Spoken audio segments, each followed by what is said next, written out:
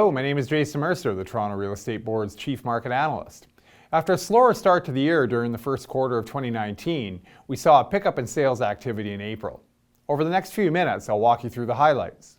Let's start with sales. Greater Toronto Area Realtors reported a substantial year-over-year increase in home sales in April 2019. The number of residential transactions jumped by 16.8% to 9,042, compared to 7,744 in April 2018. New listings were also up year-over-year by 8%. However, the annual growth rate for new listings was much lower than that reported for sales.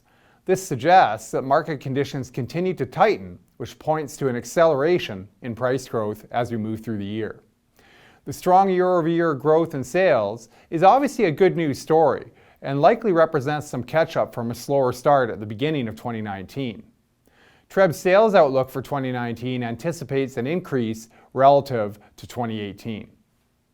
Now, it should be noted, however, that growth in new listings is not keeping pace with sales. This points to the ongoing housing supply issue in the Greater Toronto Area. In this regard, TREB welcomes the provincial government's work towards a housing supply action plan, to which TREB provided input through an official submission and participation on numerous working groups.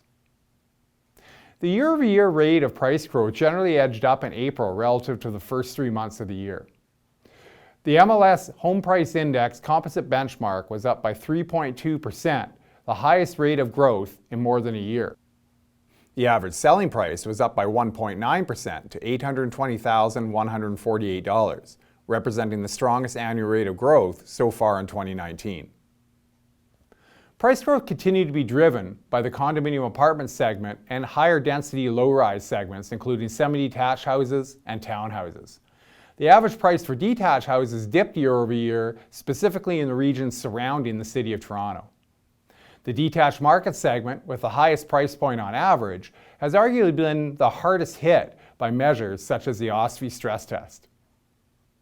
While sales were up year-over-year in April, it is important to note that they remain well below April levels for much of the past decade. Many potential home buyers arguably remain on the sidelines as they reassess their options in light of the OSFI-mandated 2 percentage point stress test on mortgages. Longer-term borrowing costs have trended lower this year, and the outlook for short-term rates, for which the Bank of Canada holds the lever, is flat to down this year as well. Unfortunately, against this backdrop, we have seen no movement towards flexibility in the OSFI stress test. So that's a brief overview of the home ownership market, but it also makes sense to do a quick checkup on rental as well. Tight market conditions in the condominium apartment rental market remain in place. Year-to-date condominium rental transactions for one-bedroom and two-bedroom apartments were up by 10.2% and 9.7% respectively compared to the same period in 2018. Average year-to-date rents for one-bedroom apartments were up by 7.3% on an annual basis to $2,150. Over the same period, two-bedroom apartment rents were up by 4.1% to $2,815. Now, whether we're talking about ownership or rental, a key theme in these discussions is supply. The supply of ownership and rental housing is of paramount importance to the GTA from the perspective of affordability and economic competitiveness of the region, insofar as talented people are more likely to move to the region if they can easily find housing that meets their needs within their budgets.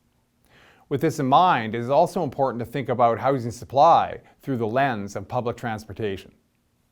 TREB has been highlighting the important links between housing and transportation for a number of years, including through research conducted for TREB by CanSIA and the Pembina Institute, dealing with transportation infrastructure's impact on affordability and transit-supported development. TREB will continue research in these areas moving forward. With this in mind, I look forward to speaking with you again at the beginning of June. Thanks very much. Brought to you by GTA Realtors.